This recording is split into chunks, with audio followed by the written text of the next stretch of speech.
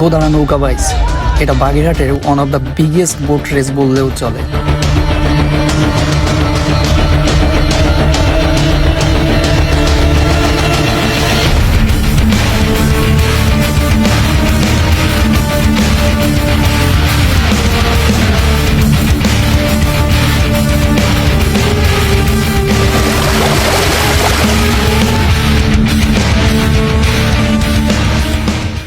Okay, let's wonder with Sidhu, এই epic cinematic blog. এখন অনেক দ্রুততার সাথে বেরিয়ে পড়ছি গোদাড়ার উদ্দেশ্যে দেখার জন্য।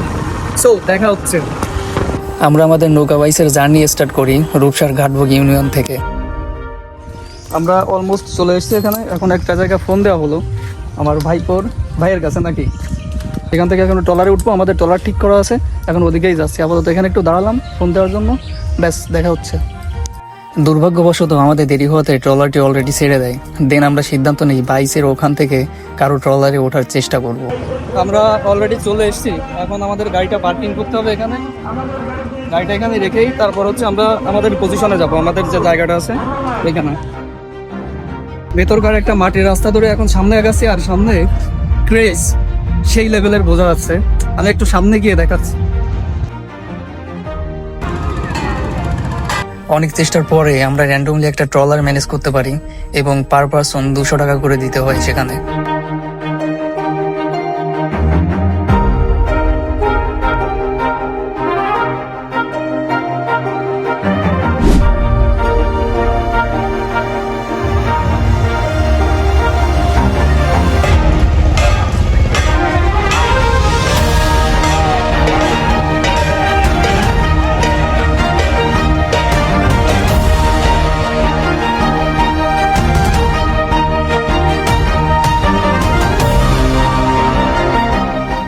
উদ্দেশ্যটা সকলের নৌকা বাইচ হলেও আসল মজা তো শুরু হয় এখানে দর্শকের ক্রেজিনেসে।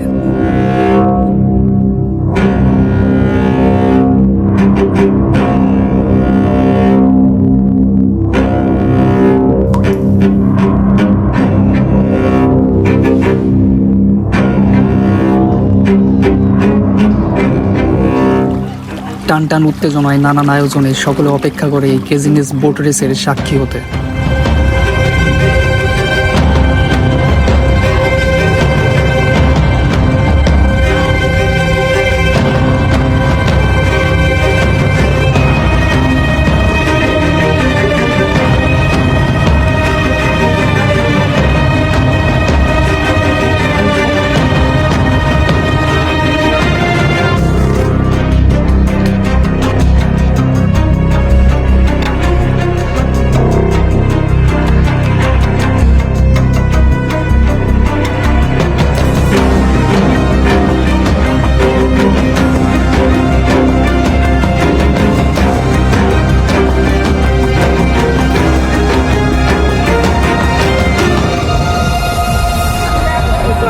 কি অবস্থা ভাই ব্রাদার,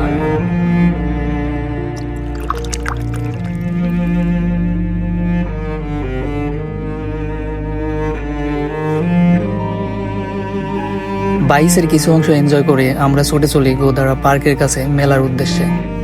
র্যান্ডমলি ট্রলার চুজ করা নিয়ে সেম সিচুয়েশনে ছোট ভাইয়ের সাথে পরিচয় হয় আমাদের, অ্যান্ড অনেক এনজয় করি আমরা। বিশ্বকর্মা পুজো উপলক্ষে প্রতি বছরের ন্যায় এই বছরও এত বড় একটা বাইস প্রতিযোগিতার আয়োজন করার জন্য অসংখ্য ধন্যবাদ গোদাড়াবাসীকে এবং বাইস প্রতিযোগিতার আয়োজক কমিটিকে।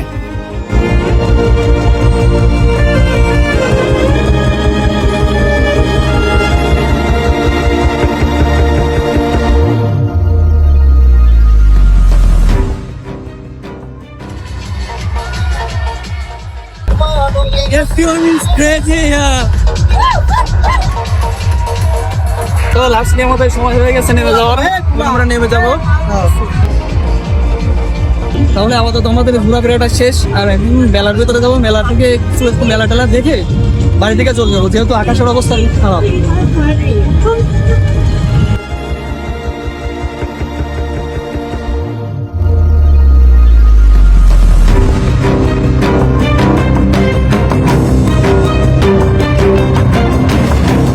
দুর্ভাগ্যবশত মেলায় প্রবেশ করার সাথে সাথেই হঠাৎ জোরে বৃষ্টি শুরু হয়ে যায় এবং আমাদের ভিডিও এখানেই শেষ করে দিতে হয়। সো দেখা হচ্ছে নেক্সট কোনো ভিডিওতে, হয়তো বা আপনার এলাকায়। ততক্ষণ পর্যন্ত পেজটিতে ফলো দিয়ে সাথেই থাকুন।